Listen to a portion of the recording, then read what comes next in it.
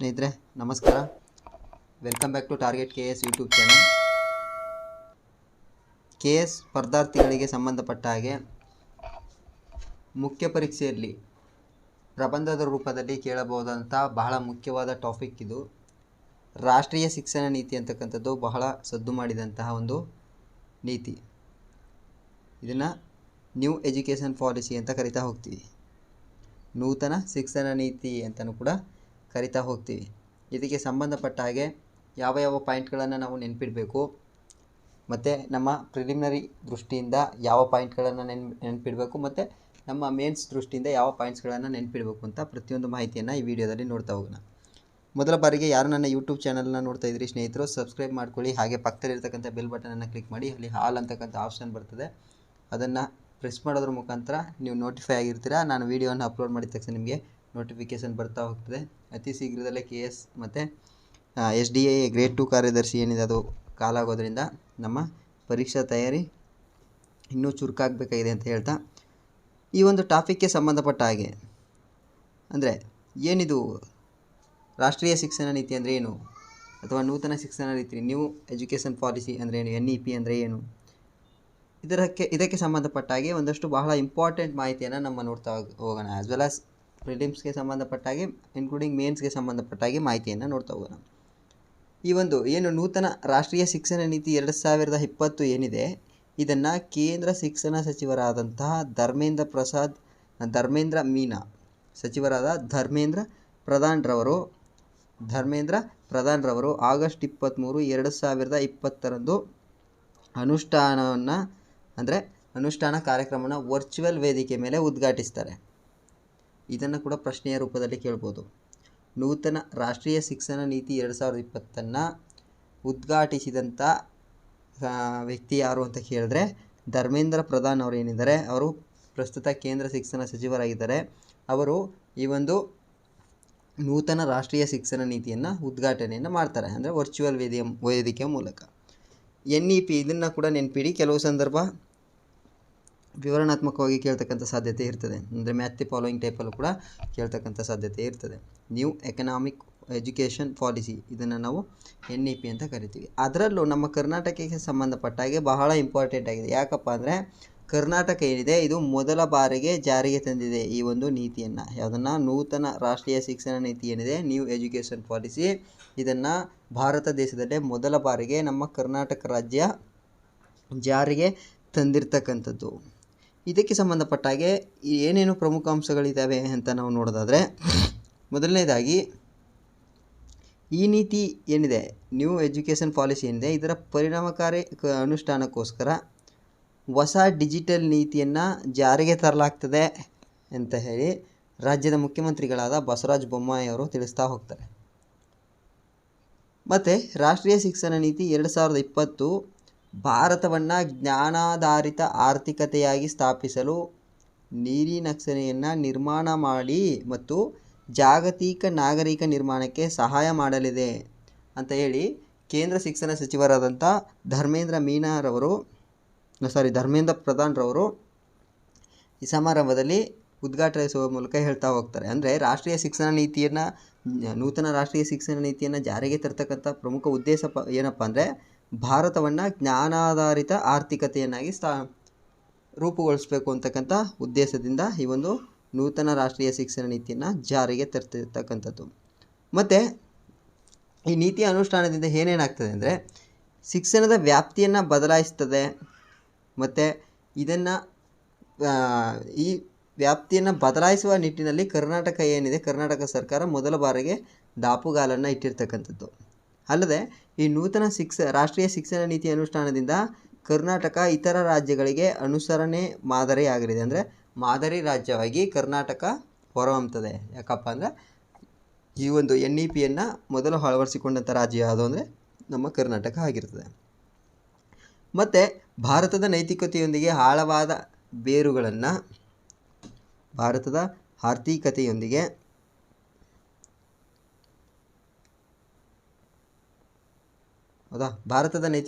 ಆಳವಾದ ಬೇರುಗಳನ್ನು ಹೊಂದಿರುವ ಅಷ್ಟೇ ಆಧುನೀಕರಣವೂ ಆಗಿರುವ ನೂತನ ರಾಷ್ಟ್ರೀಯ ಶಿಕ್ಷಣ ನೀತಿಯು ನೀತಿ ಚೌಕಟ್ಟಿನಲ್ಲಿ ಅನುಷ್ಠಾನ ತಂತ್ರಜ್ಞಾನದಲ್ಲಿ ಫಲಿತಾಂಶಗಳಲ್ಲಿ ಮತ್ತು ಮಾನವ ಸಮಾಜದ ಒಳಿತಿನಲ್ಲಿ ವಹಿಸುವ ಪಾತ್ರ ಮಹತ್ತರವಾಗಿರ್ತದೆ. ಅಂದರೆ ಏನು ಈ ನೂತನ ಶಿಕ್ಷಣ ನೀತಿಯನ್ನು ಜಾರಿಗೆ ತರೋದ್ರಿಂದ ಹಲವಾರು ಫಲಿತಾಂಶಗಳನ್ನು ನಾವು ಎಕ್ಸ್ಪೆಕ್ಟ್ ಆಗಿರ್ತಕ್ಕಂಥದ್ದು. ಮತ್ತು ಈ ನೀತಿಯಡಿ ಏನಾಗ್ತದೆ, ಉನ್ನತ ಶಿಕ್ಷಣದ ಜಾಗತೀಕರಣ ಉದ್ದೇಶದಿಂದ, ಅಂದರೆ ಈ ಉನ್ನತ ಶಿಕ್ಷಣ ಏನಿದೆ ಇದನ್ನು ಜಾಗತೀಕರಣಗೊಳಿಸುವ ಉದ್ದೇಶದಿಂದ ಏನು ಮಾಡಲಾಗಿರ್ತದೆ, ಅಮೇರಿಕಾದ ಪೆನ್ಸಿಲ್ವೇನಿಯಾ, ಇದನ್ನು ನೆನಪಿಡಬೇಕು, ಬಹಳ ಇಂಪಾರ್ಟೆಂಟ್ ಆಗ್ತದೆ. ಅಮೇರಿಕಾದ ಪೆನ್ಸಿಲ್ವೇನಿಯಾ ಅಂತಕ್ಕಂಥ ರಾಜ್ಯದ ಮಾಂಟೆಗೋಮರಿ ಕಮ್ಯುನಿಟಿ ಕಾಲೇಜಿನ ಜೊತೆಗೆ ಒಪ್ಪಂದವನ್ನು ಮಾಡಿಕೊಳ್ಳಲಾಗಿರ್ತದೆ.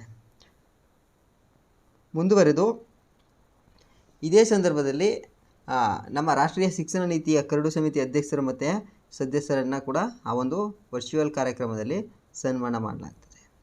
ಏನು ಹಾಗಾದರೆ ರಾಷ್ಟ್ರೀಯ ಶಿಕ್ಷಣ ನೀತಿಯ ಪ್ರಮುಖ ಉದ್ದೇಶ ಏನು ಅಂತ ನಾವು ನೋಡೋದಾದರೆ, 21ನೇ ಶತಮಾನದ ಅಗತ್ಯತೆಗಳನ್ನು ಪೂರೈಸಲು ಭಾರತೀಯ ಶಿಕ್ಷಣ ವ್ಯವಸ್ಥೆಯನ್ನು ಪರಿವರ್ತಿಸುವುದು ಮತ್ತು ಉನ್ನತ ಗುಣಮಟ್ಟದ ಶಿಕ್ಷಣವನ್ನು ನೀಡುವ ಮೂಲಕ ಭಾರತವನ್ನು ಜಾಗತಿಕ ಜ್ಞಾನ ಸೂಪರ್ ಪವರ್ ಆಗಿ ತಯಾರು ಮಾಡ್ತಕ್ಕಂಥದ್ದು, ಅಂದರೆ ಗ್ಲೋಬಲ್ ನಾಲೆಡ್ಜ್ ಸೂಪರ್ ಪವರ್ ಆಗಿ ಮರು ನಿರ್ಮಾಣ ಮಾಡ್ತಕ್ಕಂಥ ಉದ್ದೇಶವನ್ನು ರಾಷ್ಟ್ರೀಯ ಶಿಕ್ಷಣ ನೀತಿ 2020 ಅಥವಾ ನೂತನ ರಾಷ್ಟ್ರೀಯ ಶಿಕ್ಷಣ ನೀತಿ ಹೊಂದಿರತಕ್ಕಂಥದ್ದು.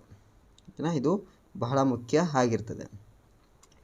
ಮತ್ತು ಇನ್ನೊಂದು ಪ್ರಮುಖವಾದ ಅಂಶ ಏನಂದರೆ, ಮಾತೃಭಾಷೆ ಅಥವಾ ಪ್ರಾದೇಶಿಕ ಭಾಷೆಯಲ್ಲಿಯೇ ಪ್ರಾಥಮಿಕ ಶಿಕ್ಷಣವನ್ನು ನೀಡಬೇಕು. ಇದು ಕೂಡ ಬಹಳ ಇಂಪಾರ್ಟೆಂಟ್ ಆಗಿರ್ತದೆ. ಯಾವುದೋ ಮಾತೃಭಾಷೆಯಲ್ಲಿಯೇ ಅಥವಾ ಇಲ್ಲಿನ ಸ್ಥಳೀಯ ಪ್ರಾದೇಶಿಕ ಭಾಷೆ ಏನಿದೆ ಆ ಭಾಷೆಯಲ್ಲಿಯೇ ಪ್ರಾಥಮಿಕ ಶಿಕ್ಷಣ ಮತ್ತು ನೀಡಬೇಕು. ಹಾಗೂ ಯಾವುದೇ ಭಾಷೆಯನ್ನು ವಿದ್ಯಾರ್ಥಿಗಳ ಮೇಲೆ ಬಲವಂತವಾಗಿ ಹೇರುವಂತಿಲ್ಲ. ಇವಾಗ ನಮ್ಮ ಕರ್ನಾಟಕದಲ್ಲಿ ಕನ್ನಡವನ್ನು ಪ್ರಾಥಮಿಕ ಭಾಷೆಯನ್ನಾಗಿ ಅಭ್ಯಾಸ ಮಾಡಲಿಕ್ಕೆ ಅವಕಾಶವನ್ನು ಮಾಡಬೇಕು ಹೊರತು ಬಲವಂತವಾಗಿ ವಿದ್ಯಾರ್ಥಿಗೆ ನೀನು ಇದೇ ಭಾಷೆಯನ್ನು ಕಲಿಬೇಕು ಅಂತ ಆತನ ಮೇಲೆ ಬಲವಂತವನ್ನು ಹೇರುವ ಹಾಗೆ ಇರೋದಿಲ್ಲ ಅಂತ ಈ ಒಂದು ಶಿಕ್ಷಣ ನೀತಿ ಏನು ಸ್ಪಷ್ಟವಾಗಿ ಹೇಳಿರ್ತಕ್ಕಂಥದ್ದು. ಇನ್ನೊಂದು ವಿಚಾರವನ್ನು ನಾವಿಲ್ಲಿ ಗಮನಿಸಬೇಕು. ಮಾನವ ಸಂಪನ್ಮೂಲ ಅಭಿವೃದ್ಧಿ ಸಚಿವಾಲಯ ಏನಿದೆ ಇದನ್ನು ಶಿಕ್ಷಣ ಸಚಿವಾಲಯ ಅಂತ ಮರುನಾಮಕರಣ ಮಾಡಿರ್ತಕ್ಕಂಥದ್ದು. ಪ್ರಶ್ನೆಯನ್ನು ಕೇಳ್ಬೋದು, ಈ ಕೆಳಗಿನ ಯಾವ ಇಲಾಖೆಯನ್ನು ಶಿಕ್ಷಣ ಸಚಿವಾಲಯ ಅಂತ ಮರುನಾಮಕರಣ ಮಾಡಲಾಗಿದೆ ಅಂತ ಪ್ರಶ್ನೆಯನ್ನು ಕೇಳಿದಾಗ ಅದಕ್ಕೆ ಸರಿಯಾದ ಉತ್ತರ ಮಾನವ ಸಂಪನ್ಮೂಲ ಅಭಿವೃದ್ಧಿ ಸಚಿವಾಲಯ ಆಗಿರ್ತದೆ. ಮುಂದುವರೆದು ರಾಷ್ಟ್ರೀಯ ಶಿಕ್ಷಣ ನೀತಿ 2020 ಕರಡು ಸಮಿತಿಯನ್ನು ನಾವು ನೋಡ್ತಾ ಹೋಗೋಣ. ಅಂದರೆ ಯಾರು ಆ ಸಮಿತಿಯಲ್ಲಿ ಅಧ್ಯಕ್ಷರು ಯಾರಿದ್ರು, ಸದಸ್ಯರು ಯಾರಿದ್ರು ಅಂತ ನಾವು ನೋಡ್ತಾ ಹೋಗೋಣ. ಮೊದಲಿಗೆ ಅಧ್ಯಕ್ಷರು ಡಾಕ್ಟರ್ ಕೆ ಕಸ್ತೂರಿ ರಂಗನ್ ಆಗಿರ್ತಾರೆ. ಹೌದಾ, ಸಮಿತಿ 2017ರಲ್ಲಿ ರಚನೆ ಆಗ್ತದೆ. ಇಸ್ರೋದ ಮಾಜಿ ಅಧ್ಯಕ್ಷರಾಗಿದ್ದಂಥ ಕಸ್ತೂರಿ ರಂಗನ್ ಅವರ ಅಧ್ಯಕ್ಷತೆಯಲ್ಲಿ ನೇತೃತ್ವದ ಸಮಿತಿ ಇದಾಗಿರ್ತದೆ. ಅಂದರೆ ಕಸ್ತೂರಿ ರಂಗನ್ ಅವರು ಮಾಜಿ ಇಸ್ರೋದ ಅಧ್ಯಕ್ಷರು ಕೂಡ ಆಗಿರ್ತದೆ. ಹೌದಾ, ಈ ನೀತಿಯ ಕರಡನ್ನು ಅಂದಿನ ಕೇಂದ್ರ ಮಾನವ ಸಂಪನ್ಮೂಲ ಅಭಿವೃದ್ಧಿ ಸಚಿವರಾದಂಥ ಶ್ರೀ ರಮೇಶ್ ಪೋಖ್ರಿಯಾಲ್ ನಿಶಾಂಕ್ ಅವರಿಗೆ ಸಲ್ಲಿಸಲಾಗಿರುತ್ತೆ. ಅಂದರೆ 2017ರಲ್ಲಿ ರಚಿತವಾದಂಥ ಸಮಿತಿ ಏನಿದೆ, ಈ ಸಮಿತಿ ತನ್ನ ಕರಡನ್ನು ಯಾರಿಗೆ ಸಬ್ಮಿಟ್ ಮಾಡ್ತದೆ ಅಂದರೆ ಅಂದಿನ ಕೇಂದ್ರ ಮಾನವ ಸಂಪನ್ಮೂಲ ಅಭಿವೃದ್ಧಿ ಸಚಿವರಾದಂಥ ಶ್ರೀ ರಮೇಶ್ ಪೋಖ್ರಿಯಾಲ್ ನಿಶಾಂಕ್ ಅವರಿಗೆ ಈ ಒಂದು ಕರಡನ್ನು ಒಂದು ಸಮಿತಿಯ ಕರಡನ್ನು ಅವರಿಗೆ ಸಬ್ಮಿಟ್ ಮಾಡಲಾಗಿರ್ತದೆ. ಮುಂದುವರೆದು ನಾವು ರಾಷ್ಟ್ರೀಯ ಶಿಕ್ಷಣ ನೀತಿ ಏನಿದೆ, ನೂತನ ರಾಷ್ಟ್ರೀಯ ಶಿಕ್ಷಣ ನೀತಿ, ಇದರ ಸಮಿತಿಯಲ್ಲಿರ್ತಕ್ಕಂಥ ಅಧ್ಯಕ್ಷರು ಮತ್ತು ಸದಸ್ಯರು ಯಾರ್ಯಾರು ಅಂತ ನಾವು ನೋಡ್ತಾ ಹೋಗೋಣ. ಮೊದಲಿಗೆ ಡಾಕ್ಟರ್ ಕೆ ಕಸ್ತೂರಿ ರಂಗನ್ ಇವರು ಅಧ್ಯಕ್ಷರಾಗಿರ್ತಾರೆ. ಇವರು ಕರ್ನಾಟಕದವರಾಗಿರ್ತಾರೆ. ಮತ್ತು ಕೃಷ್ಣಮೋಹನ್ ತ್ರಿಪಾಠಿ, ಶ್ರೀ KJ ಆಲ್ಫೆನ್ಸ್, ಮಜರ್ ಆಸಿಫ್, MK ಶ್ರೀಧರ್ ಇವರು ಕೂಡ ಕರ್ನಾಟಕದವರಾಗಿರ್ತಾರೆ. ರಾಮಶಂಕರ್ ಕುರಿಲ್ ಮತ್ತು ಡಾಕ್ಟರ್ ವಸುಧಾ ಕಾಮತ್, TV ಕಟ್ಟಿಮಣಿ ಮತ್ತು ಅನುರಾಗ್ ಬೆಹರ್ ಇವರು ಈ ಒಂದು ನೂತನ ರಾಷ್ಟ್ರೀಯ ಶಿಕ್ಷಣ ನೀತಿಯ ಸಮಿತಿಯ ಅಧ್ಯಕ್ಷರು ಮತ್ತು ಸದಸ್ಯರುಗಳಿರ್ತಾರೆ. ನೀವು ಇಲ್ಲಿ ಒಂದನ್ನು ಬಹಳ ಇಂಪಾರ್ಟೆಂಟಾಗಿ ಗಮನಿಸಬೇಕು. ಇಲ್ಲಿ 3 ಕರ್ನಾಟಕದ ಸದಸ್ಯರು ಇದ್ದಾರೆ. ಅಂದರೆ ನಮ್ಮ ಕರ್ನಾಟಕದವರೇ ಆದಂಥ ಕಸ್ತೂರಿ ರಂಗನ್ ಅವರು ಅಧ್ಯಕ್ಷರಾಗಿರ್ತಕ್ಕಂಥದ್ದು. ಇತರೆ ಇನ್ನಿಬ್ಬರು ಸದಸ್ಯರು, ಒಬ್ಬರು ಶ್ರೀಧರ್, MK ಶ್ರೀಧರ್ ಮತ್ತು TV ಕಟ್ಟಿಮಣಿ ಅಂತಕ್ಕಂಥ ಇತರ 2 ಸದಸ್ಯರನ್ನು ಒಳಗೊಂಡು 3 ಈ ಒಂದು ರಾಷ್ಟ್ರೀಯ ಶಿಕ್ಷಣ ನೀತಿಯ ಸಮಿತಿಯಲ್ಲಿ ಸದಸ್ಯರಾಗಿ ಇರ್ತಕ್ಕಂಥದ್ದು. ಇದನ್ನು ಕೂಡ ಪ್ರಶ್ನೆಯಾಗಿ ಕೇಳ್ತಕ್ಕಂಥ ಸಾಧ್ಯತೆ ಹೆಚ್ಚಾಗಿರ್ತದೆ. ನಾವು ಅವರನ್ನು ಇಮೇಜಸಲ್ಲಿ ನೋಡೋದಾದರೆ ಇವಾಗ ನೀವು ನೋಡ್ತಾ ಇದ್ದೀರಾ, ಡಾಕ್ಟರ್ ಕೆ ಕಸ್ತೂರಿ ರಂಗನ್ ಅಧ್ಯಕ್ಷರು, ಕರ್ನಾಟಕ. ಇವರು head of the Indian space research organisation, ಅಂದರೆ ಇಸ್ರೋದ ಮಾಜಿ ಅಧ್ಯಕ್ಷರಾಗಿದ್ದರು ಕೂಡ ಕಸ್ತೂರಿ ರಂಗನ್ ಅವರು. ಮತ್ತು ಮಂಜುಲ್ ಭಾರ್ಗವ್, ಟಿ ವಿ ಕಟ್ಟಿಮನಿ ಇವರು ಕೂಡ ಕರ್ನಾಟಕದವರು. ಮಜೂರ್ ಆಸಿಫ್ ಮತ್ತು ಎಂ ಕೆ ಶ್ರೀಧರ್ ಇವರು ಕೂಡ ಕರ್ನಾಟಕದವರಾಗಿರ್ತಾರೆ. ಮತ್ತು ಡಾಕ್ಟರ್ ವಸುಧಾ ಕಾಮತ್ ಅವರು, ಮತ್ತು ಅನುರಾಗ್ ಬೆಹ್ರ್ ಅವರು, ಮತ್ತು ಶ್ರೀ ಕೆ ಜೆ ಆಲ್ಫಾನ್ಸೆ ಅವರು, ಇವರು ಕೂಡ ಈ ಒಂದು ಸಮಿತಿಯ ಸದಸ್ಯರಾಗಿರ್ತಾರೆ. ಮುಂದುವರೆದು ನಾವು ನೂತನ ರಾಷ್ಟ್ರೀಯ ಶಿಕ್ಷಣ ನೀತಿಯನ್ನು ಏನಿದೆ ಇದು 3ನೇ ವರ್ಷದಿಂದ ಪ್ರಾರಂಭ ಆಗ್ತದೆ. ಅಂದರೆ ಮಗುವಿನ 3ನೇ ವರ್ಷದಿಂದ ಇದು ಪ್ರಾರಂಭವಾಗಿ 18 ವರ್ಷದವರೆಗೆ ಶಾಲಾ ಶಿಕ್ಷಣವನ್ನು 4 ಹಂತಗಳಾಗಿ ವಿಂಗಡಿಸ್ತದೆ. ಇದು ಕೂಡ ಪ್ರಶ್ನೆಯಾಗಿ ಬರ್ಬೋದಂಥ ಸಾಧ್ಯತೆ ಇರ್ತದೆ. ಅಂದರೆ ನೂತನ ರಾಷ್ಟ್ರೀಯ ಶಿಕ್ಷಣ ನೀತಿ ಏನಿದೆ ಇದು ಮಗುವಿನ ಅಂದರೆ 3ನೇ ವರ್ಷದಿಂದ 18ನೇ ವರ್ಷದವರೆಗೆ ಶಾಲಾ ಶಿಕ್ಷಣವನ್ನು 4 ಹಂತಗಳಾಗಿ ವಿಭಾಗಿಸಿದೆ, ಅಂದರೆ ವಿಂಗಡಿಸಿದೆ. ಈ ಮೂಲಕ ಏನು ಮಾಡ್ತದೆ ಇದು ಶಾಲಾ ಶಿಕ್ಷಣದ ಹಂತಗಳಲ್ಲಿ ಹಲವಾರು ಬದಲಾವಣೆಗಳನ್ನು ತಂದಿರ್ತದೆ. ಇದು ನಾವು KS ಮೇನ್ಸಲ್ಲಿ ಬರೀಬೇಕಾದಂಥ ಸಂದರ್ಭದಲ್ಲಿ ಎಲ್ಲ ಪಾಯಿಂಟ್ಗಳನ್ನು ಮೆನ್ಷನ್ ಮಾಡ್ತಕ್ಕಂಥದ್ದು ಬಹಳ ಮುಖ್ಯವಾಗಿದೆ. ಅಂದರೆ ಇಂದಿನ ಶಿಕ್ಷಣ ವ್ಯವಸ್ಥೆ ಯಾವ ರೀತಿ ಇತ್ತು, ನೂತನ ರಾಷ್ಟ್ರೀಯ ಶಿಕ್ಷಣ ನೀತಿಯನ್ನು ಜಾರಿಗೆ ತರೋದ್ರಿಂದ ಏನೆಲ್ಲ ಬದಲಾವಣೆಗಳಾಗ್ತವೆ ಅಂತ ನಮ್ಮದೇ ಆದ ಒಪಿನಿಯನನ್ನು ನಾವು ಮೇನ್ಸ್ ಪರೀಕ್ಷೆ ಒಳಗಡೆ ಮಂಡಿಸ್ಬೇಕಾಗ್ತದೆ. ಮತ್ತು ನೂತನ ರಾಷ್ಟ್ರೀಯ ಶಿಕ್ಷಣ ನೀತಿ ಏನಿದೆ ಇದು 10+2 ಅಂತಕ್ಕಂಥ ಮಾದರಿ ಇವಾಗಲೇ ನಮ್ಮ ರಾಜ್ಯದಲ್ಲಿ ಅಸ್ತಿತ್ವದಲ್ಲಿ ಇರ್ತಕ್ಕಂಥದ್ದು. ಅದನ್ನು ಬದಲಾಯಿಸಿ ಏನು ಮಾಡ್ತಾಯಿದ್ದು 5+3+3+4 ಅಂತ ರೀಜನ್ರೇಟ್ ಮಾಡ್ತದೆ. ಅಂದರೆ 10+2 ಅಂತಕ್ಕಂಥ ಪದ್ಧತಿಯನ್ನು ರದ್ದುಗೊಳಿಸಿ ಏನು ಮಾಡ್ತದೆ ಇದು 5+3+4 ಅಂತಕ್ಕಂಥ ಒಂದು ವ್ಯವಸ್ಥೆಯನ್ನು ಜಾರಿಗೆ ತರ್ತದೆ. ಇದರ ಬಗ್ಗೆ ನಾವು ನೋಡೋದಾದರೆ ಏನು ಇದು ಮೊದಲನೇದಾಗಿ 5 ಅಂತಕ್ಕಂಥ ಇದರ ಅರ್ಥ ಯಾವ ರೀತಿ ಬರ್ತದೆ ಅಂದರೆ ಪೂರ್ವ ಪ್ರಾಥಮಿಕದಿಂದ 2ನೇ ತರಗತಿಯವರೆಗೆ, ಅಂದರೆ 3 ವರ್ಷದ ಮಗುವಿನಿಂದ ಪ್ರಾರಂಭವಾದಂಥ ಶಿಕ್ಷಣ ವ್ಯವಸ್ಥೆ ಅದರ 2ನೇ ತರಗತಿಯವರೆಗೆ ಬರುವವರೆಗೆ 5 ವರ್ಷದ ಅವಧಿ ಇರ್ತದೆ. ಮತ್ತು +3 ಅಂತಕ್ಕಂಥದ್ದು 3ನೇ ತರಗತಿಯಿಂದ ಪ್ರಾರಂಭವಾಗ್ತದೆ ಮತ್ತು 5ನೇ ತರಗತಿಗೆ ಅದು ಎಂಡ್ ಆಗ್ತಾ ಹೋಗ್ತದೆ. ಮತ್ತು ಇನ್ನೊಂದು +3 ಅಂತಕ್ಕಂಥದ್ದು 6ನೇ ತರಗತಿಯಿಂದ ಪ್ರಾರಂಭವಾಗಿ 8ನೇ ತರಗತಿಗೆ ಕೊನೆಯಾಗ್ತಾ ಹೋಗ್ತದೆ. ಮತ್ತು ಇನ್ನೊಂದು 4 +4 ಅಂತಕ್ಕಂಥದ್ದು 9ನೇ ತರಗತಿಯಿಂದ 12ನೇ ತರಗತಿವರೆಗೆ ಪ್ರಾರಂಭ ಆಗ್ತದೆ. ಆದರೆ ಈಗ ಪ್ರಸ್ತುತದಲ್ಲಿರ್ತಕ್ಕಂಥದ್ದು 1ರಿಂದ 10ನೇ ತರಗತಿ, ಅಂದರೆ 10+2 ಅಂದರೆ ಪ್ರಥಮ PU ದ್ವಿತೀಯ PU ಅಂತ ನಾವು ಕರಿತಾ ಹೋಗ್ತೀವಿ, ಹೌದಾ? ಸೊ ಆ ರೀತಿಯ ಶಿಕ್ಷಣ ವ್ಯವಸ್ಥೆ ಪ್ರಸ್ತುತದಲ್ಲಿ ಜಾರಿಯಲ್ಲಿರ್ತಕ್ಕಂಥದ್ದು. ಆದರೆ ಈ ನೂತನ ರಾಷ್ಟ್ರೀಯ ಶಿಕ್ಷಣ ನೀತಿ ಏನಿದೆ ಅದು ಈ ಒಂದು 5+3+3+4 ಮಾದರಿಯ ಶಿಕ್ಷಣ ವ್ಯವಸ್ಥೆದ ಜಾರಿಗೆ ಕರಡನ್ನು ಸಿದ್ಧಪಡಿಸಿರ್ತಕ್ಕಂಥದ್ದು. ಅದರಲ್ಲಿ ಮೊದಲನೇದಾಗಿ ಶಾಲಾ ಶಿಕ್ಷಣದ ಹಂತ, ಆ 4 ಹಂತಗಳು ಯಾವುದು ಅಂತ ನಾವು ನೋಡೋದಾದರೆ ಮೊದಲನೇದಾಗಿ ಮೂಲಭೂತ ಹಂತ ಅಂತ ಕರಿತೀವಿ. ಎರಡನೆಯದು ಸಿದ್ಧತಾ ಹಂತ ಅಥವಾ ಪೂರ್ವಭಾವಿ ಹಂತ ಅಂತ ಕರಿತೀವಿ. ಮೂರನೇದಾಗಿ ಮಾಧ್ಯಮಿಕ ಹಂತ ಮತ್ತು 4ನೇದು ಪ್ರೌಢಶಿಕ್ಷಣ ಅಥವಾ ಪ್ರೌಢ ಹಂತ ಅಂತ ಕೂಡ ನಾವು ಇದನ್ನು ಕರೀತಾ ಹೋಗ್ತೀವಿ. ಇದರ ಬಗ್ಗೆ ನಾವು ನೋಡೋದಾದರೆ ಮೊದಲನೇದಾಗಿ ಈ ಒಂದು ಮೂಲಭೂತ ಹಂತದ ಬಗ್ಗೆ ನೋಡ್ತಾ ಹೋಗೋಣ. ಇದನ್ನು ನಾವು ಫೌಂಡೇಶನಲ್ ಏಜ್ ಅಂತ ಕರಿತೀವಿ. ನಾನು ಈಗಾಗಲೇ ನಿಮಗೆ ಹಲವಾರು ಬಾರಿ ಚರ್ಚೆ ಮಾಡಬೇಕಾದ್ರೆ ಫೌಂಡೇಶನ್ ಅಂತಕ್ಕಂಥದ್ದು ಬಹಳ ಮುಖ್ಯ ಅಂತ ನಾನು ಹೇಳಿದ್ದೀನಿ. ಸೊ ಆ ರೀತಿ ಒಂದು ಹಂತ ಇದಾಗಿರ್ತದೆ. ಇದು +5 ಅಂದರೆ ಪ್ರಾರಂಭದ 5 ವರ್ಷದ ಅವಧಿ ಆಗಿರ್ತದೆ. ಅಂದರೆ ಮಗುವಿನ 3 ವರ್ಷ ಏನಿದೆ ಅದರಿಂದ ಪ್ರಾರಂಭವಾಗ್ತದೆ. ಮೊದಲ 3 ವರ್ಷ ಮತ್ತು ಪೂರ್ವ ಪ್ರಾಥಮಿಕ ನಂತರದ 2ನೇ ವರ್ಷ 2 ವರ್ಷ 1ನೇ ಮತ್ತು 2ನೇ ತರಗತಿಗೆ ಸಂಬಂಧಪಟ್ಟ ಹಾಗೆ ಈ 5+ ಅವಧಿ ಇರ್ತದೆ. ಇದರಲ್ಲಿ ಮಗುವಿನ ವಯಸ್ಸು 3ರಿಂದ 8 ವರ್ಷ ಅಂತಕ್ಕಂಥದ್ದನ್ನು ಕ್ಲಿಯರಾಗಿ ಮೆನ್ಷನ್ ಮಾಡ್ತಿರ್ತಕ್ಕಂಥದ್ದು. ಇಲ್ಲಿ ಕಲಿಕಾಂಶಗಳು ಯಾವುದ್ಯಾವುದು ಬರ್ತವೆ ಅಂತ ನಾವು ನೋಡೋದಾದರೆ ಮಕ್ಕಳಿಗೆ ಚಟುವಟಿಕೆ ಆಧಾರಿತ ಶಿಕ್ಷಣವನ್ನು ಈ ಹಂತದಲ್ಲಿ ನೀಡ್ತಾ ಹೋಗಲಾಗುತ್ತೆ. ಮತ್ತು ಕಲಿಕೆ ಭಾವನೆಗಳನ್ನು ಮಕ್ಕಳಲ್ಲಿ ಉತ್ತೇಜಿಸ್ತಕ್ಕಂಥದ್ದು ಈ ಹಂತದಲ್ಲಿ ಬಹಳ ಪ್ರಮುಖವಾಗಿ ಕಂಡುಬರ್ತದೆ. ತದನಂತರ ಎರಡನೆಯದಾಗಿ ನಾವು ಸಿದ್ಧತಾ ಹಂತ ಅಂತ ನೋಡ್ತಾ ಹೋಗ್ತೀವಿ. ಈ ಸಿದ್ಧತಾ ಹಂತ ಅಥವಾ ಪೂರ್ವಭಾವಿ ಹಂತ ಪ್ರಿಪರೇಟರಿ ಸ್ಟೇಜ್ ಅಂತ ಕರಿತಾ ಹೋಗ್ತೀವಿ. ಈ ಅವಧಿ 3+ ಅಂತಕ್ಕಂಥ ಒಂದು ಯೋಜನೆಯಿಂದ ಬರ್ತಕ್ಕಂಥ, ಅಂದರೆ ಇಲ್ಲಿ 3ನೇ ತರಗತಿ 4ನೇ ತರಗತಿ ಮತ್ತು 5ನೇ ತರಗತಿವರೆಗೆ ಈ ಹಂತ ಬರ್ತದೆ. ಯಾವುದೋ ಸಿದ್ಧತಾ ಹಂತ ಅಂತಕ್ಕಂಥದ್ದು. ಇಲ್ಲಿ ಮಗುವಿನ ವಯಸ್ಸು 8ರಿಂದ 11 ವರ್ಷಕ್ಕೆ ನಿಗದಿಪಡಿಸಿರ್ತಕ್ಕಂಥದ್ದು.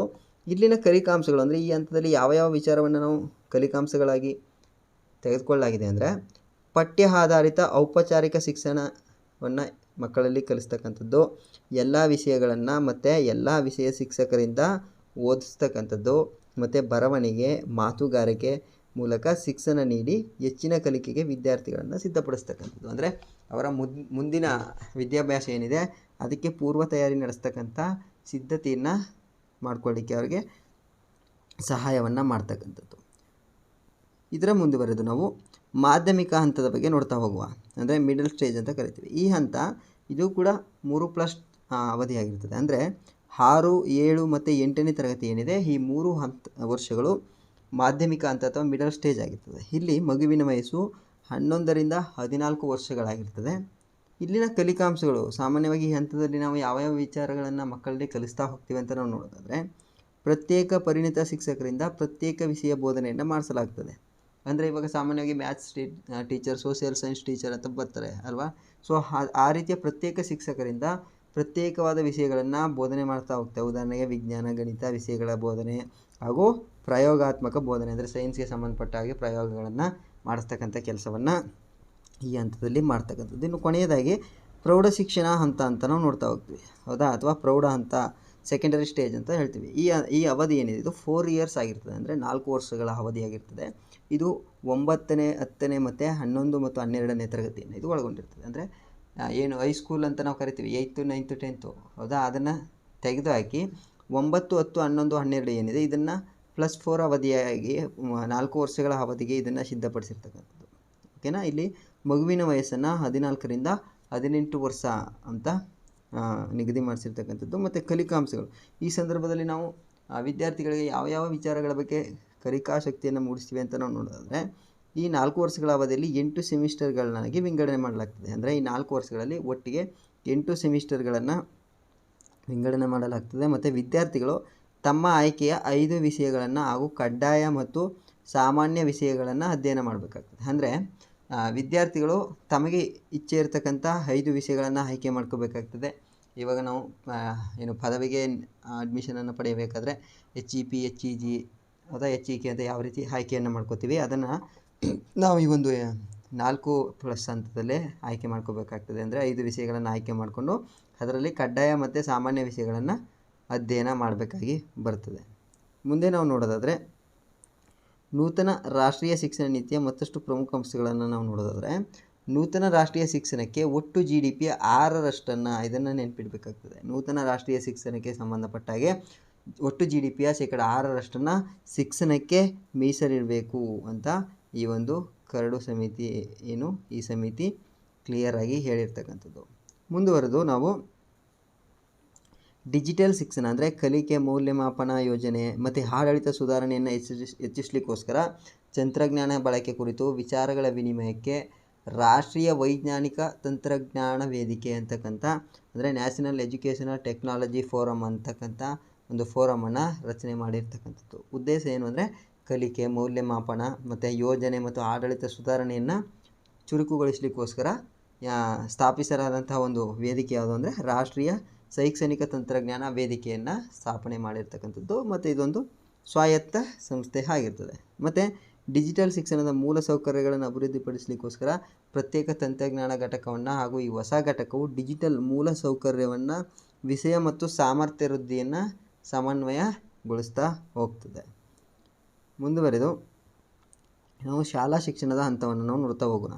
ಈ ಶಾಲಾ ಶಿಕ್ಷಣ ಹಂತದಲ್ಲಿ ಪೂರ್ವ ಪ್ರಾಥಮಿಕ ಶಿಕ್ಷಣವನ್ನು 3 ಮತ್ತು 6 ವರ್ಷ ವಯೋಮಿತಿಯನ್ನು ಒಳಗೊಂಡಿರ್ತದೆ. ಯಾವುದೋ ಈ ಒಂದು ಸ್ಕೂಲ್ ಎಜುಕೇಷನ್ ಅಂದರೆ ಶಾಲಾ ಶಿಕ್ಷಣ ಅಂತಕ್ಕಂಥದ್ದು. ಇದು 2025ರ ವೇಳೆಗೆ ಸಾರ್ವತ್ರೀಕರಣಗೊಳಿಸಬೇಕು ಅಂತ ಈಗಾಗಲೇ ಯೋಜನೆಯನ್ನು ಹೇಳಿರ್ತಕ್ಕಂಥದ್ದು ಈ ಒಂದು ಸಮಿತಿ. ಮತ್ತು 2030ರ ವೇಳೆಗೆ ಶಾಲಾ ಶಿಕ್ಷಣವನ್ನು 100% ಒಟ್ಟು ದಾಖಲಾತಿ ಅನುಪಾತದೊಂದಿಗೆ ಶಿಕ್ಷಣದ ಸಾರ್ವತ್ರೀಕರಣಗೊಳಿಸಬೇಕು ಅಂತ ಹೇಳಿರ್ತಕ್ಕಂಥದ್ದು. ಮತ್ತು 6ನೇ ತರಗತಿಯಿಂದ ಕೋಡಿಂಗ್ ಮತ್ತು ವೃತ್ತಿ ಶಿಕ್ಷಣದೊಂದಿಗೆ ನೂತನ ಶಾಲಾ ಪಠ್ಯಕ್ರಮವನ್ನು ರಚಿಸಬೇಕು ಅಂತಕ್ಕಂಥ ಒಂದು ಇದನ್ನು ಹೇಳಿರ್ತಕ್ಕಂಥದ್ದು. ಮತ್ತು 5ನೇ ತರಗತಿಯವರೆಗೆ ಮಗುವಿನ ಮಾತೃಭಾಷೆಯನ್ನು ಬೋಧನಾ ಮಾಧ್ಯಮವಾಗಿ ಬಳಸ್ತಕ್ಕಂಥದ್ದು. ಇದು ಬಹಳ ಮುಖ್ಯವಾಗಿರ್ತದೆ. ಅಂದರೆ 5ನೇ ತರಗತಿವರೆಗೂ ಕೂಡ ಮಗುವಿನ ಮಾತೃಭಾಷೆ ಏನಿರ್ತದೆ, ಕನ್ನಡ ಆದರೆ ಕನ್ನಡ, ಹಿಂದಿ ಆದರೆ ಹಿಂದಿ, ಇಂಗ್ಲೀಷ್ ಆದರೆ ಇಂಗ್ಲೀಷ್, ಆ ಮಗುವಿನ ಮಾತೃಭಾಷೆ ಏನಿರ್ತದೆ ಅದನ್ನು ಬೋಧನಾ ಮಾಧ್ಯಮವಾಗಿ ಬಳಸಬೇಕು. ಮತ್ತು ಅಂಗನವಾಡಿ ಮತ್ತು ಶಾಲಾ ಪೂರ್ವ ಹಂತದಲ್ಲಿ ಪಠ್ಯಕ್ರಮವನ್ನು ಸಿದ್ಧಪಡಿಸಬೇಕು ಅಂತ ಹೇಳಿರ್ತಕ್ಕಂಥದ್ದು. ಮತ್ತು ಉನ್ನತ ಶಿಕ್ಷಣಕ್ಕೆ ಸಂಬಂಧಪಟ್ಟ ಹಾಗೆ ಈ ನೂತನ ನೀತಿಯನ್ನು ಏನಾಗ್ತದೆ 4 ವರ್ಷ ಪದವಿ ಕೋರ್ಸ್ಗಳನ್ನು ಶಿಫಾರಸು ಮಾಡಲಾಗಿರ್ತದೆ. ಅಂದರೆ ಈಗ 3 ವರ್ಷದ ಪದವಿ ಕೋರ್ಸ್ಗಳೇನಿದೆ ಅದನ್ನು 4 ವರ್ಷಗಳ ಪದವಿ ಕೋರ್ಸ್ಗಳನ್ನಾಗಿ ಚೇಂಜ್ ಮಾಡಬೇಕು ಅಂತ ಶಿಫಾರಸು ಮಾಡಿರ್ತಕ್ಕಂಥದ್ದು. ಮತ್ತು 4 ವರ್ಷಗಳ ಸಂಯೋಜಿತ ಪದವಿ ಕನಿಷ್ಠ ವಿದ್ಯಾರ್ಹತೆ ಪಡೆಯುವುದು ಶಿಕ್ಷಕರಿಗೆ ಅವಶ್ಯಕವಾಗಿರ್ತದೆ. ಮತ್ತು ಉನ್ನತ ಶಿಕ್ಷಣದಲ್ಲಿ ವಿಷಯಗಳನ್ನು ಆಯ್ಕೆ ಮಾಡಿಕೊಳ್ಳಲು ವಿದ್ಯಾರ್ಥಿಗಳಿಗೆ ಹೆಚ್ಚಿನ ಅವಕಾಶ ನೀಡಲಾಗಿರ್ತದೆ. ಉದಾಹರಣೆಗೆ ಕಲಾ ವಿಭಾಗದ ವಿದ್ಯಾರ್ಥಿ ವಾಣಿಜ್ಯ ವಿಜ್ಞಾನ ವಿಭಾಗವನ್ನು, ವಿಜ್ಞಾನ ವಿಭಾಗದ ವಿದ್ಯಾರ್ಥಿ ಕಲಾ ವಾಣಿಜ್ಯ ವಿಭಾಗವನ್ನು ಹಾಗೂ ವಾಣಿಜ್ಯ ವಿಭಾಗದ ವಿದ್ಯಾರ್ಥಿ ಕಲಾ ವಿಜ್ಞಾನ ವಿಭಾಗವನ್ನು ಆಯ್ಕೆ ಮಾಡ್ಕೊಳ್ಬೋದಾಗಿರ್ತದೆ.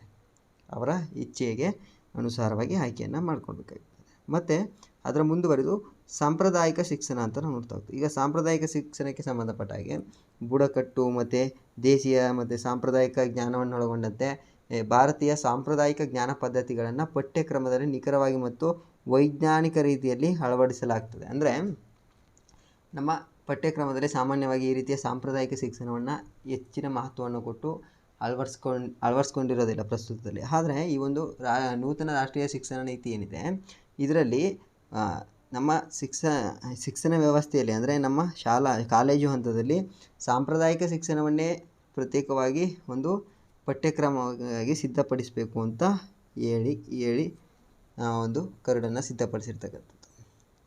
ತದನಂತರ ವಿಶೇಷ ಗಮನ ಯಾವುದ್ರ ಬಗ್ಗೆ ಹರಿಸ್ಬೇಕಪ್ಪ ಅಂತ ಹೇಳಿ ಒಂದಷ್ಟು ಮಾಹಿತಿಯನ್ನು ನೀಡಿದ್ದಾರೆ. ಅಂದರೆ ಯಾವ ಒಂದು ಜಿಲ್ಲೆ ಸಾಮಾನ್ಯವಾಗಿ ಆರ್ಥಿಕ, ಸಾಮಾಜಿಕ ಮತ್ತು ಜಾತಿಗಳ ಅಡೆತಡೆಗಳನ್ನು ಎದುರಿಸ್ತಿರ್ತಕ್ಕಂಥ ಒಂದಷ್ಟು ಜಿಲ್ಲೆಗಳಿರ್ತವೆ, ಹೌದಾ? ಆ ಜಿಲ್ಲೆಗಳಲ್ಲಿ ಇರ್ತಕ್ಕಂಥ ಹೆಚ್ಚಿನ ವಿದ್ಯಾರ್ಥಿಗಳು ಹೊಂದಿರುವ ಜಿಲ್ಲೆಗಳನ್ನು ವಿಶೇಷ ವೈಜ್ಞಾನಿಕ ವಲಯ ಅಥವಾ ಸ್ಪೆಷಲ್ ಎಜುಕೇಷನಲ್ ಝೋನ್ ಅಂತ ಗುರುತಿಸಬೇಕು ಅಂತ ಕೂಡ ಈ ಒಂದು ನೂತನ ರಾಷ್ಟ್ರೀಯ ಶಿಕ್ಷಣ ನೀತಿ ಹೇಳಿರ್ತಕ್ಕಂಥದ್ದು. ಅಂದರೆ ಆರ್ಥಿಕವಾಗಿ, ಸಾಮಾಜಿಕವಾಗಿ ಮತ್ತು ಜಾತಿಗಳ ಅಡೆತಡೆಗಳನ್ನು ಎದುರಿಸುತ್ತಿರ್ತಕ್ಕಂಥ ಹೆಚ್ಚಿನ ವಿದ್ಯಾರ್ಥಿಗಳನ್ನು ಹೊಂದಿರತಕ್ಕಂಥ ಜಿಲ್ಲೆಗಳನ್ನು ವಿಶೇಷ ಶೈಕ್ಷಣಿಕ ವಲಯ ಅಥವಾ ಸ್ಪೆಷಲ್ ಎಜುಕೇಷನಲ್ ಝೋನ್ ಅಂತ ಗುರುತಿಸಬೇಕು ಅಂತ ಹೇಳಿರ್ತಕ್ಕಂಥದ್ದು. ಮತ್ತು ಹೊಸ ಶಿಕ್ಷಣ ನೀತಿಯಿಂದ ಅದಕ್ಕೆ ಸಂಬಂಧಪಟ್ಟ ಹಾಗೆ ಮಹತ್ವ ಏನು, ಅದರ ಹೊಸ ಶಿಕ್ಷಣ ನೀತಿಯ ಮಹತ್ವ ಏನು ಅಂತ ನಾವು ನೋಡೋದಾದರೆ ವರ್ಷಗಳನ್ನು ಗುರುತಿಸ್ತಕ್ಕಂಥದ್ದು, ಹೌದಾ? ಮತ್ತು ಏನು 3ನೇ ವಯಸ್ಸಿನಿಂದ ಆರಂಭವಾಗುವ ಶಾಲಾ ಶಿಕ್ಷಣಕ್ಕೆ 5+3+3+4 ಮಾದರಿಗಳನ್ನು ಅಳವಡಿಸಿಕೊಳ್ಳುವ ಮೂಲಕ ಏನಾಗ್ತದೆ ಮಗುವಿನ ಭವಿಷ್ಯವನ್ನು ರೂಪಿಸ್ತಕ್ಕಂಥದ್ದು. ಮತ್ತು ಇದು 3ರಿಂದ 8ನೇ ವಯಸ್ಸಿನ ಮಕ್ಕಳ ಮೂಲಭೂತ ಹಂತವಾಗಿರ್ತದೆ. ಮತ್ತು ಮತ್ತೊಂದು ಪ್ರಮುಖ ಅಂಶ ಏನಪ್ಪ ಅಂದರೆ ಪ್ರಮುಖವಾಗಿ ಪ್ರೌಢಶಾಲೆಗಳಲ್ಲಿ ಕಲೆ, ವಾಣಿಜ್ಯ ಮತ್ತು ವಿಜ್ಞಾನ ವಿಧಾನಗಳನ್ನು ವಿಭಜಿಸುವುದು. ಅಂದರೆ ಇದನ್ನು ಪ್ರೌಢಶಾಲಾ ಹಂತದಲ್ಲೇ ಕಲೆ, ವಾಣಿಜ್ಯ ಮತ್ತು ವಿಜ್ಞಾನ ವಿಧಾನಗಳನ್ನು ವಿಭಜಿಸ್ತಕ್ಕಂಥ ಕೆಲಸ ಈ ಒಂದು ಹೊಸ ಶಿಕ್ಷಣ ನೀತಿಯಿಂದ ಆಗ್ತದೆ. ಮತ್ತು ಈ ನೂತನ ನೀತಿ ಏನು ಮಾಡ್ತದೆ, ಉನ್ನತ ಶಿಕ್ಷಣದಲ್ಲಿ ಬಹು ವಿಷಯಗಳ ಶಿಕ್ಷಣ ಸಂಸ್ಥೆಗಳಿಗೆ ಅಡಿಪಾಯವನ್ನು ಹಾಕ್ತದೆ. ಅಂದರೆ ಇನ್ನೂ ಹೆಚ್ಚಿನ ವಿಷಯಗಳ ಬೋಧನೆಗೆ ಮತ್ತು ಒಂದು ಶಿಕ್ಷಣ ಸಂಸ್ಥೆಗಳಿಗೆ ಅಡಿಪಾಯವನ್ನು ಆಗ್ತದೆ. ಹೆಚ್ಚಿನ ಶಿಕ್ಷಣ ಸಂಸ್ಥೆಗಳಿಗೆ ಉಟ್ಕೊಳ್ಳಿಕ್ಕೆ ಅಡಿಪಾಯವನ್ನು ಆಗ್ತಾ ಹೋಗ್ತದೆ ಯಾವುದೋ ನಮ್ಮ ನೂತನ ರಾಷ್ಟ್ರೀಯ ಶಿಕ್ಷಣ ನೀತಿ ಏನಿದೆ. ಮತ್ತು ಶಿಕ್ಷಣ ಒಳಗೊಳ್ಳಬೇಕು ಅಂದರೆ ಎಜುಕೇಷನಲ್ ಇನ್ಕ್ಲೂಸಿವ್ ಅಂತ ಹೇಳ್ತೀವಿ. ಇಲ್ಲಿ 18ನೇ ವಯಸ್ಸಿನ ಎಲ್ಲ ಮಕ್ಕಳಿಗೆ ಶಿಕ್ಷಣದ ಹಕ್ಕು, ರೈಟ್ ಟು ಎಜುಕೇಷನ್ ಆಕ್ಟ್ 2019 ಇದನ್ನು ನಾವು ಕಾನ್ಸ್ಟಿಟ್ಯೂಷನ್ ರಿಲೇಟೆಡ್ ಆಗಿ ನೋಡ್ತಾ ಹೋಗ್ತೀವಿ. ಅಂದರೆ ಇದರ ಏನು ರೈಟ್ ಟು ಎಜುಕೇಷನ್ ಏನಿದೆ ಇದರ ವಿಸ್ತರಣೆ ಮಾಡಲು ನೂತನ ರಾಷ್ಟ್ರೀಯ ಶಿಕ್ಷಣ ನೀತಿ ಏನಿದೆ ಇದು ಉದ್ದೇಶಿಸಿರ್ತಕ್ಕಂಥದ್ದು. ಅಂದರೆ 18 ವಯಸ್ಸಿನ ಎಲ್ಲ ಮಕ್ಕಳು ಕೂಡ ಶಿಕ್ಷಣವನ್ನು 18 ವರ್ಷದವರೆಗಿನ ಎಲ್ಲ ಮಕ್ಕಳು ಕೂಡ ಕಡ್ಡಾಯವಾಗಿ ಶಿಕ್ಷಣವನ್ನು ಪಡಿಬೇಕು ಅಂತಕ್ಕಂಥ ಶಿಕ್ಷಣಕ್ಕೇನಿದೆ ಅದನ್ನು ಪರಿಣಾಮಕಾರಿಯಾಗಿ ಅನುಷ್ಠಾನಗೊಳಿಸಬೇಕು, ವಿಸ್ತರಣೆ ಮಾಡಬೇಕು ಅಂತಕ್ಕಂಥ ಉದ್ದೇಶವನ್ನು ರಾಷ್ಟ್ರೀಯ ಶಿಕ್ಷಣ ನೀತಿ ಒಳಗೊಂಡಿರ್ತದೆ. ಮತ್ತು ಈ ಉನ್ನತ ಶಿಕ್ಷಣದಲ್ಲಿ ಒಟ್ಟು ದಾಖಲಾತಿಯನ್ನೇ ಹೆಚ್ಚಿಸಬೇಕು ಮತ್ತು ಆನ್ಲೈನ್ ಬೋಧನೆ ಮತ್ತು ಕಲಿಕಾ ವಿಧಾನಗಳ ಅಗಾಧ ಸಾಮರ್ಥ್ಯವನ್ನು ಈ ನೀತಿ ಒಳಗೊಂಡಿರ್ತದೆ. ಅಂದರೆ ಆನ್ಲೈನ್ ಬೋಧನೆಗೂ ಕೂಡ ಮಹತ್ವವನ್ನು ಇಲ್ಲಿ ಕೊಟ್ಟಿರ್ತಕ್ಕಂಥದ್ದು. ಮತ್ತು ಶಿಕ್ಷಣ ಮತ್ತು ಕೌಶಲ್ಯಗಳ ಸಂಗಮ ಅಂತ ಕರಿತೀವಿ. ಅಂದರೆ ಈ ಯೋಜನೆ ಮತ್ತೊಂದು ಪ್ರಮುಖ ಅಂಶ ಏನಂದರೆ ಇಂಟರ್ನ್ಶಿಪ್ ಜೊತೆಗೆ ವೃತ್ತಿಪರ ಕೋರ್ಸ್ಗಳನ್ನು ಕೂಡ ಇಲ್ಲಿ ಪರಿಚಯಿಸಬೇಕು ಅಂತ ನೂತನ ರಾಷ್ಟ್ರೀಯ ಶಿಕ್ಷಣ ನೀತಿ ಹೇಳಿರ್ತಕ್ಕಂಥದ್ದು. ಮತ್ತು ಇದಕ್ಕೆ ಸಂಬಂಧಪಟ್ಟ ಹಾಗೆ ಮೇಲ್ವಿಚಾರಣೆಯನ್ನು ನಡೆಸ್ತಕ್ಕಂಥ ಒಂದು ವ್ಯವಸ್ಥೆಯನ್ನು ಕೂಡ ಮಾಡಿರ್ತಕ್ಕಂಥದ್ದು. ಏನಪ್ಪ ಅಂದರೆ ಈ ನೀತಿ ಕಾಲಕಾಲಕ್ಕೆ ತಪಾಸಣೆ, ಪಾರದರ್ಶಕತೆ, ಗುಣಮಟ್ಟದ ಪ್ರಮಾಣಗಳನ್ನು ಕಾಯ್ದುಕೊಳ್ಳಲಿದ್ದು ಮತ್ತು ಸಾರ್ವಜನಿಕ ಕುಂದುಕೊರತೆಗಳನ್ನು 24/7 ಅಂದರೆ 24 ತಾಸು ಮತ್ತು 7 ದಿನಗಳ ವಾರದ 7 ದಿನಗಳು ಕೂಡ ಸಾಂಸ್ಥಿಕ ನೇತೃತ್ವದಲ್ಲಿ ಗುಣಮಟ್ಟದ ಸರ್ವತೋಮುಖ ಅಭಿವೃದ್ಧಿಗೆ ತರುವುದು.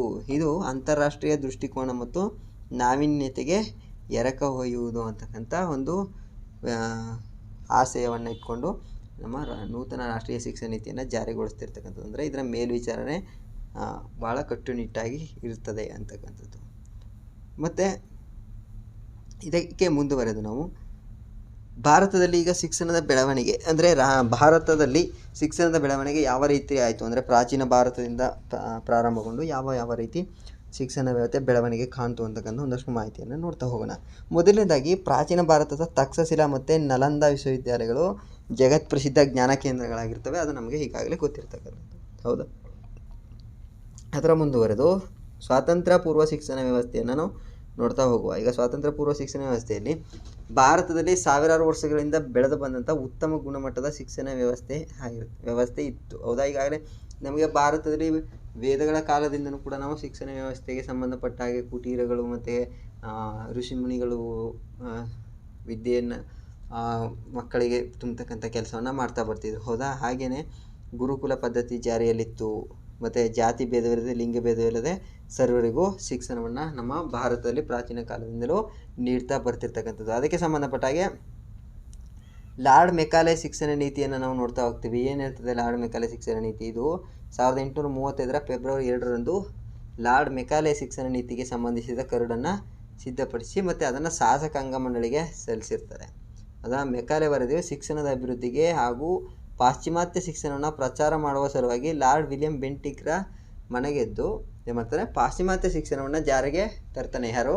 Lord Macaulay. ಇದು ಭಾರತದಲ್ಲಿ ಆಧುನಿಕ ಶಿಕ್ಷಣಕ್ಕೆ ಆರಂಭಿಕ ಬುನಾದಿ ಆಗಿರ್ತದೆ. ಅಂದರೆ ಲಾರ್ಡ್ ವಿಲಿಯಂ ಬೆಂಟಿಕ್ ಏನಿದೆ ಆತ ಗವರ್ನರ್ ಜನರಲ್ ಆಗಿರ್ತಂಥ ಸಂದರ್ಭದಲ್ಲಿ ಈ ಲಾರ್ಡ್ ಮೆಕಾಲೆಯ ಶಿಕ್ಷಣ ನೀತಿ ಏನಿದೆ ಇದನ್ನು ಜಾರಿಗೊಳಿಸ್ತಾನೆ. ಇದೇನಾಗಿರ್ತದೆ, ಭಾರತದಲ್ಲಿ ಆಧುನಿಕ ಶಿಕ್ಷಣ ವ್ಯವಸ್ಥೆಯ ಆರಂಭಕ್ಕೆ ಇದೊಂದು ಬುನಾದಿ ಆಗಿರ್ತದೆ ಅಂತಕ್ಕಂಥದ್ದು.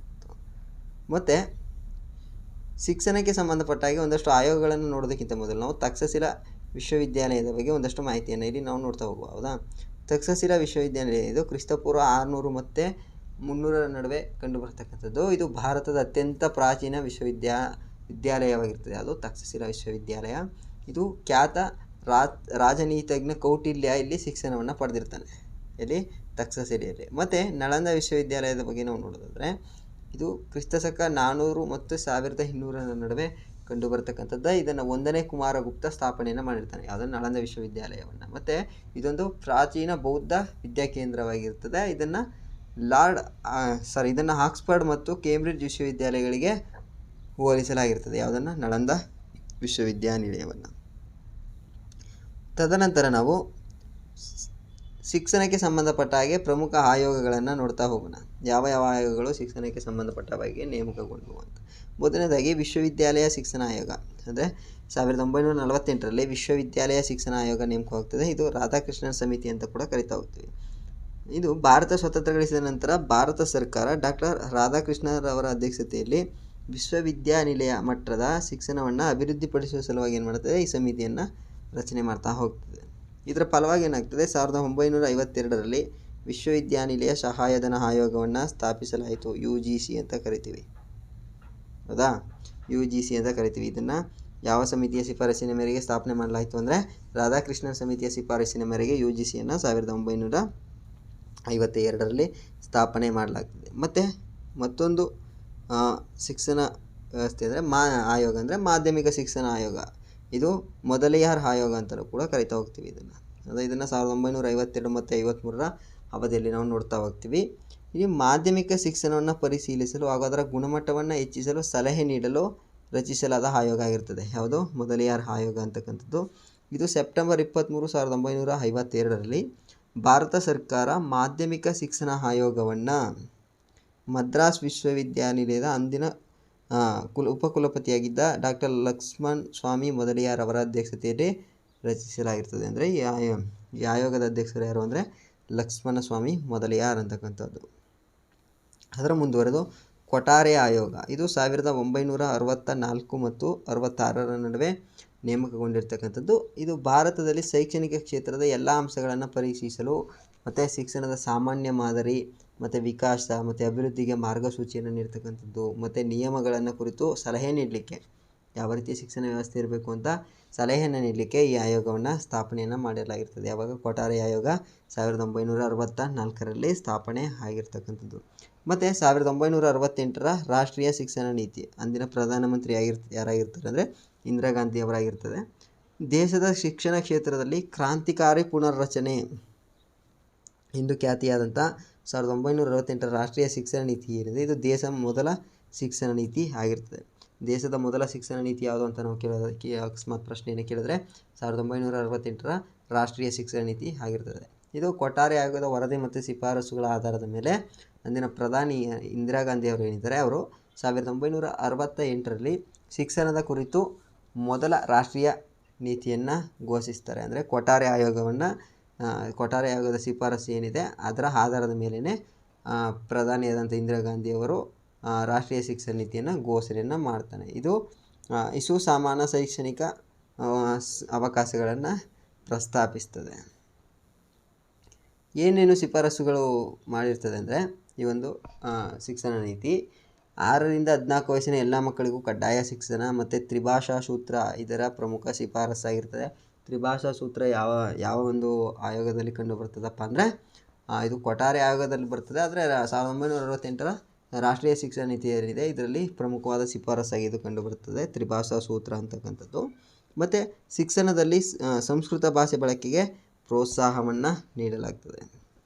ಮತ್ತು ಅದರ ಮುಂದುವರೆದು ರಾಷ್ಟ್ರೀಯ ಶಿಕ್ಷಣ ನೀತಿ 1986 ಅಂದಿನ ಪ್ರಧಾನಿ ಯಾರಾಗಿರ್ತಾರಪ್ಪ ಅಂದರೆ ರಾಜೀವ್ ಗಾಂಧಿ ಆಗಿರ್ತದೆ. ಇದರ ಶಿಫಾರಸುಗಳು ಏನು ಅಂತ ನಾವು ನೋಡೋದಾದರೆ, ಈ ನೀತಿ ಏನಿದೆ ಇದು ಗ್ರಾಮೀಣ ಮತ್ತು ನಗರ ಭಾರತದ ಕಾಲೇಜು ಮತ್ತು ಪ್ರಾಥಮಿಕ ಶಿಕ್ಷಣವನ್ನು ಇದು ಒಳಗೊಂಡಿರ್ತದೆ. ಇದು ಭಾರತದಲ್ಲಿ 10+2+3 ಶಿಕ್ಷಣ ವ್ಯವಸ್ಥೆಯನ್ನು ಪ್ರಸ್ತಾಪಿಸ್ತದೆ. ಮತ್ತು ಮಹಿಳೆಯರು, ಶೋಷಿತ ವರ್ಗದವರು ಸೇರಿದಂತೆ ಶಿಕ್ಷಣವನ್ನು ಎಲ್ಲರಿಗೂ ಸಮಾನವಾಗಿ ತಲುಪಿಸಬೇಕು ಅಂತಕ್ಕಂಥದ್ದು ಈ ಒಂದು ರಾಷ್ಟ್ರೀಯ ಶಿಕ್ಷಣ ನೀತಿ 1980ರ ಪ್ರಮುಖ ಶಿಫಾರಸ್ಸಾಗಿರ್ತದೆ. ಮತ್ತು ವಯಸ್ಕರ ಶಿಕ್ಷಣವನ್ನು ಉತ್ತೇಜಿಸ್ತಕ್ಕಂಥದ್ದು ಇದು ಭಾಳ ಮುಖ್ಯವಾಗಿರ್ತದೆ. ವಯಸ್ಕರ ಶಿಕ್ಷಣವನ್ನು ಮೊದಲ ಬಾರಿಗೆ ಉತ್ತೇಜಿಸಿದಂಥ ಒಂದು ನೀತಿ ಯಾವುದಪ್ಪ ಅಂದರೆ ರಾಷ್ಟ್ರೀಯ ಶಿಕ್ಷಣ ನೀತಿ 1980ರಾಗಿರ್ತದೆ. ಮತ್ತು ಪ್ರಾಥಮಿಕ ಶಾಲೆಗಳಿಗೆ ಕನಿಷ್ಠ ಮೂಲಭೂತ ಸೌಲಭ್ಯಗಳನ್ನು ಒದಗಿಸ್ತಕ್ಕಂಥದ್ದು. ಮತ್ತು ಅದನ್ನು ಒದಗಿಸ್ಲಿಕ್ಕೋಸ್ಕರ ಆಪರೇಷನ್ ಬ್ಲ್ಯಾಕ್ ಬೋರ್ಡ್, ಇದನ್ನು ಕೂಡ ಪ್ರಶ್ನೆಯನ್ನು ಕೇಳಿದ್ದಾನೆ. ಆಪರೇಷನ್ ಬ್ಲ್ಯಾಕ್ ಬೋರ್ಡ್ ಯಾವಾಗ ಜಾರಿಗೆ ಬಂತು ಅಂದರೆ 1986. ಅದನ್ನು ಶಿಫಾರಸು ಮಾಡಿದಂಥ ಒಂದು ನೀತಿ ಯಾವುದು ಅಂದರೆ ರಾಷ್ಟ್ರೀಯ ಶಿಕ್ಷಣ ನೀತಿ 1980 ಆಗಿರ್ತದೆ.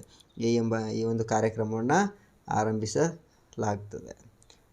ಇಷ್ಟು ನಮ್ಮ ರಾಷ್ಟ್ರೀಯ ಶಿಕ್ಷಣ ನೀತಿಗೆ ಸಂಬಂಧಪಟ್ಟ ಹಾಗೆ ಬಹಳ ಇಂಪಾರ್ಟೆಂಟ್ ಮಾಹಿತಿಗಳು ಮತ್ತು ನಮ್ಮ ಶಿಕ್ಷಣ ವ್ಯವಸ್ಥೆಗೆ ಸಂಬಂಧಪಟ್ಟ ಹಾಗೆ ನೇಮಕಗೊಂಡಂಥ ಪ್ರಮುಖ ಆಯೋಗಗಳು ಮತ್ತು ಅವುಗಳ ಶಿಫಾರಸುಗಳು ಮತ್ತು ಅವುಗಳು ಯಾವಾಗ ನೇಮಕಗೊಂಡವು ಮತ್ತು ಆ ನೇಮಕಗೊಂಡಂಥ ಸಂದರ್ಭದಲ್ಲಿದ್ದಂಥ ಪ್ರಧಾನಮಂತ್ರಿಗಳು ಯಾರು, ಮತ್ತು ನಮ್ಮ ಪ್ರಾಚೀನ ಭಾರತದಿಂದ ಇಲ್ಲಿಯವರೆಗೆ ನಮ್ಮ ಶಿಕ್ಷಣ ವ್ಯವಸ್ಥೆ ಯಾವ ರೀತಿ ಇತ್ತು ಅಂತಕ್ಕಂಥ ಒಂದಷ್ಟು ಇಂಪಾರ್ಟೆಂಟ್ ಮಾಹಿತಿಯಾಗಿರ್ತದೆ. ಇದು IAS ಕನ್ನಡ ಅಂತಕ್ಕಂಥ ವೆಬ್ಸೈಟಿಂದ ಅಫಿಷಿಯಲ್ ಆಗಿ ನಾನು ತೆಗೆದುಕೊಂಡಿರ್ತಕ್ಕಂಥದ್ದು. ಮತ್ತು ಇದು ಬಹಳ ಇಂಪಾರ್ಟೆಂಟ್ ಆಗಿರ್ತದೆ. ಯಾಕಂದರೆ IAS ಆಸ್ಪಿರೆಂಟ್ಸ್ ಏನಿದ್ದಾರೆ ಅವರು ಕೂಡ ಅವರ ಒಂದು ಅನುಕೂಲಕ್ಕೋಸ್ಕರ ತಯಾರು ಮಾಡಿರ್ತಕ್ಕಂಥ ಒಂದು ಪ್ರಬಂಧದ ಮಾದರಿಯ